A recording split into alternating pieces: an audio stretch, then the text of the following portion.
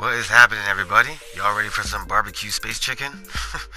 Well, I hope so, because that's what we're doing today. We're hunting the newest Eidolon, the Ropalolyst, the Eidolon with the dumbest name.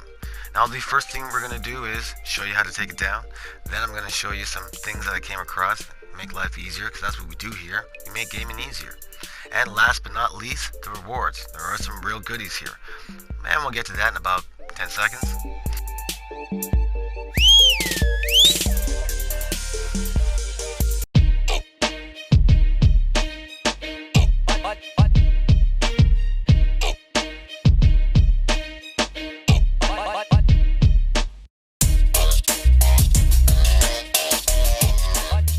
Alright, my team killers, or killers of teams, and everybody else, there is not too much to this, so we're going to get right to it.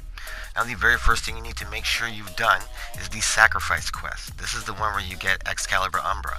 Now, once you've done that, this will unlock the mission on Jupiter. Now, all you have to do is pick the node with the dumbest name. Now, this mission is pretty straightforward. It's a story narrative thing. It's a mad dash to the end. It's basically to fill you in on what's going on with the Lotus. You will see the Ropalolyst once or twice. But if you're in a group, the very first person to get to this point, if you press square, you will teleport everyone else to this point, and we can all get ready for our space barbecue chicken party. Now, at the beginning of this fight, this chicken is very raw and very alive. So we're going to fix that. In the very beginning of the first stage, this chicken is immune to all forms of damage, so don't waste your ammo or your lives trying to fight it. What we need to do is get onto these ropes and get over to this giant bug zapper. Now, the ropes are pretty easy to navigate. The Flappidon will go over there and send electric shocks down the ropes. The slowest electric shocks you've ever seen. Did I mention this was easy? What you have to do is jump over them, or just not be on the ones that he sends. His aim isn't always perfect. You need to get behind the zapper and wait for him to shoot. Now, once he shoots, he's going to destroy this giant bug zapper, and extra radiation is going to come out. At this point, you got to pop out into your operator and use your amp to bring down the shields. Now, I'm using a 232 is what a lot of people, it's commonly known as, and I only use this because it has an infinite punch through, so I hit all his parts. But it doesn't really matter. His shield is very small in comparison to every other Eidolon that we have in this game. So once his shield is down, go back into your Warframe, fly up there, press square, jump on it, and we have a little bit of a rodeo. Now, you can fly this around just for the fun of it, because when you're going to get the opportunity to fly in a giant space chicken from Jupiter?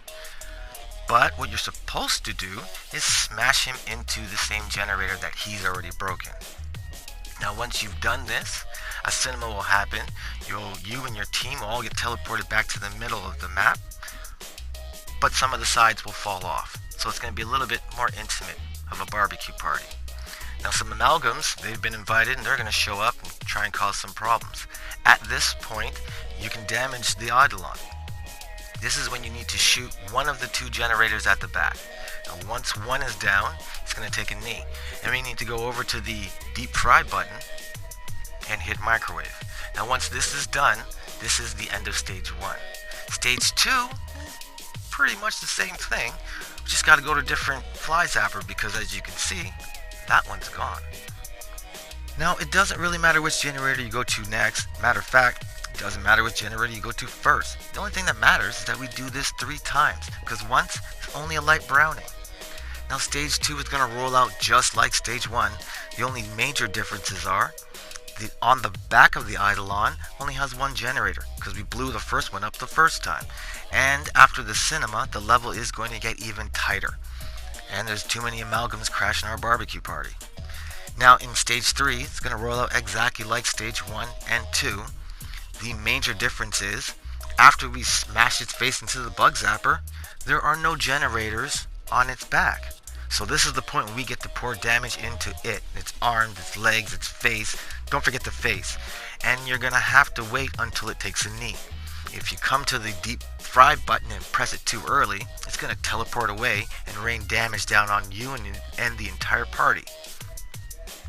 Now, after the 3rd deep fry, that's it. You win. It's dinner time. Well, actually what happens is the entire level blows up, leans to the side, and you and your team have to jump to extraction. and you're supposed to wait until the level falls into line, but it's really not that hard to get to. Now when it comes to doing this mission by yourself, I know a lot of people have been saying it's quicker and easier to do it solo. Now in my mind, if you got 4 people that know what they're doing, there's no way it could be easier solo. And there's laws of average. Now if you got 4 guys, there's a 75% chance the computer's not going to shoot at me. Those are good odds. But if you do want to solo it, you could take frames like a Naros, frames like Chroma. If you want to speed things up, you can use Nova. She's kind of glassy, but her teleport will really help things move along quickly. Zephyr, in her mastery of aerial movement, she's a good pick, as long as you don't jump off the edge. And her 4th ability will just float guys off. It's actually pretty useful and hilarious. Ivara, I almost tripped on that. Ivara and Loki, stealth frames excel here. The Eidolon really doesn't know where you are, and he doesn't shoot if he can't see you. Now, personally, I haven't tried Limbo, but in my mind, his Rift walk might keep you 100% safe. But in my opinion, the best or the easiest that I've had in my experience is Titania. She's the one. Her buff ability is great, like who doesn't want to be better, and her decoy ability is a hella useful. It creates those not shooting at me moments. But to be honest, I haven't used any of her other abilities except for her 4th. I have her built for duration, and I just turn into fly, and I literally fly around. These guys, it's like they don't know I'm here. They kind of see me, but they can't hit me.